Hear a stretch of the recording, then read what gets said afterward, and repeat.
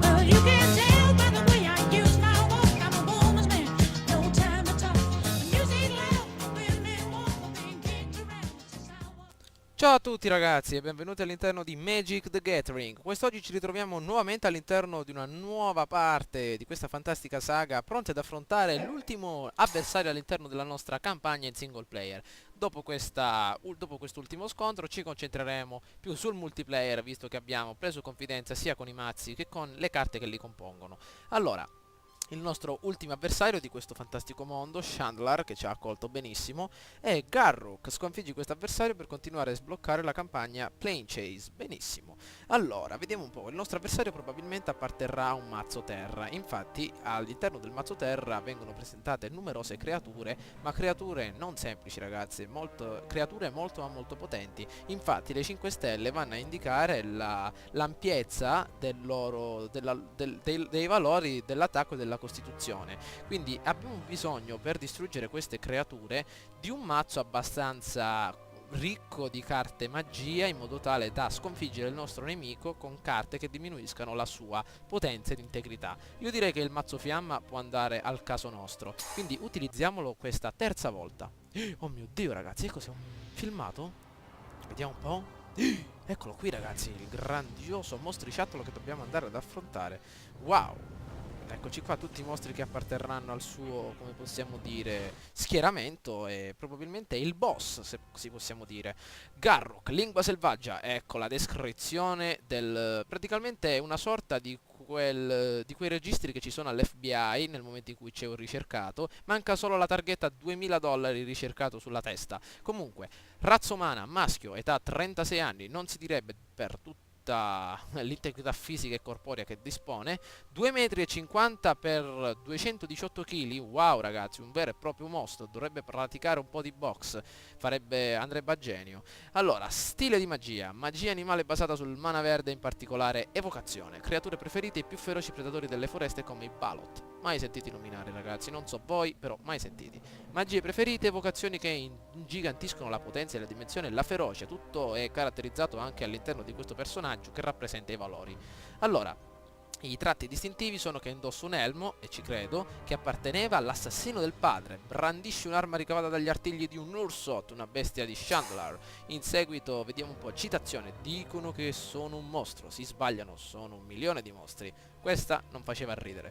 Garruk è un cacciatore e un evocatore, convinto che il miglior modo di venerare la natura sia di vivere come un predatore. Lasciamo perdere queste nozioni di vita e continuiamo ad andare avanti. Non ha alleati, ci credo. Voi stareste con una persona del genere? Io no. Quindi cerchiamo, infatti ha una lista completa di nemici, vedete un po', e iniziamo a dargli una bella lezione, ragazzi. Continuando, vediamo se possiamo... Eccoci, ragazzi, all'interno del nostro campo di battaglia, pronti ad affrontare il nostro gigantone verde, e come potete ben vedere disponiamo di una mana abbastanza ottima. Potete vedere che disponiamo di numerose carte montagna, seguite da uno dei mostri più potenti del nostro schieramento, ovvero l'ostilità, che la analizzeremo più avanti. E vediamo innanzitutto di giocare il primo Grand Canyon. In seguito l'onda di fiamme, utile per distruggere tutti i mostri sul campo avversario con 4 di costituzione o inferiore. L'incendiapire, che può essere una sorta di stuzzicadenti rompiscatole per il nostro avversario. Ed ecco la prima carta: sapere della natura. Prendi una carta foresta e rimettila nel tuo terreno. Dopo rimescola il tuo grimorio. Maledizione già a 3 carte con 2 turni effettuati. Ecco un'altra carta montagna posizionata. Vediamo se possiamo evocare l'incendiapire, ragazzi, soprattutto per disturbare un po' l'avversario. Bene, continuiamo, dobbiamo guadagnare, mi raccomando, 6 di mana. Nel momento in cui guadagneremo 6 di mana possiamo distruggere il nostro avversario in maniera molto più rapida con l'ostilità. Bene, andiamo, forza incendiapire, fai il tuo dovere. Bene, un punto di danno. Molto bene, vediamo adesso che cosa farà l'avversario. Probabilmente evocherà un'altra carta eccola qui, foresta, scusate. E vediamo un po' che cosa farà adesso. A quanto pare evocherà un mostro, bestia da caccia primitiva, antimalocchio. Non può essere evocato niente contro di lei. Dobbiamo utilizzarla, dobbiamo distruggerla solo tramite il combattimento ravvicinato.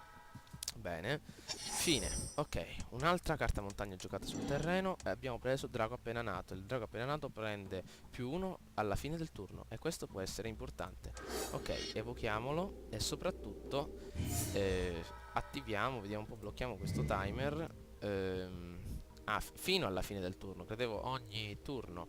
Vabbè, possiamo utilizzarlo soprattutto come scudo per i nostri life points, chiamiamoli così. Ok, Continuiamo ragazzi, vediamo che cosa farà il nostro avversario. Per adesso in modalità difensiva, non possiamo attaccare perché altrimenti lo stronzone li ci uccide.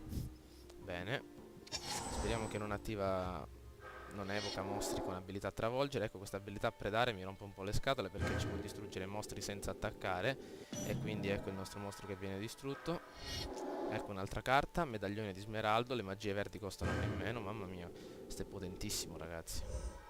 Vediamo un po' che cosa fa adesso. Ecco che ci attaccherà immediatamente i life points, 3 punti. Anzi, possiamo bloccarlo, benissimo, per evitare quindi il danno. E ovviamente il nostro mostro verrà distrutto. Eccoci qua nel combattimento ravvicinato. Aio, non infliggiamo niente, quindi al cimitero. Vediamo che carta prendiamo, un'altra montagna. Bene, per adesso non possiamo evocare niente, dobbiamo aspettare un po' per tutte le carte potenti che abbiamo all'interno della nostra mano. Ok, vediamo che cosa farà adesso. Diamo un'occhiata. Un attacco ravvicinato, praticamente non ha mostri il ragazzone. O probabilmente le evocherà dopo. Ecco il suo attacco, fine del turno, bene.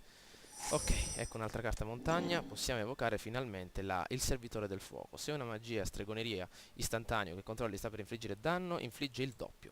Bene, eccolo qui. Questo può essere fondamentale per distruggere questo stronzone.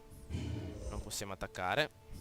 Dobbiamo pescare altre carte in montagna. Vediamo cosa farà adesso il ragazzone. Ecco un'altra forestina. Ecco un altro attacco, bene. Ecco, finisce il turno perché non può attaccare, altrimenti le prende di santa ragione. Ecco un'altra carta montagna. Finalmente la nostra ostilità, ragazzi. Praticamente dispone anche della magia rapidità. Se una magia che controlli sta per infliggere danno a un avversario, previeni quel danno. Metti sul campo di battaglia una pedina creatura sciamano con rapidità per ogni punto danno prevenuto in questo modo. Ottimo, quindi possiamo farci davvero un campo di battaglia pieno di mostri. Quando l'ostilità viene messa in cimitero, rimescola nel grimorio del suo proprietario.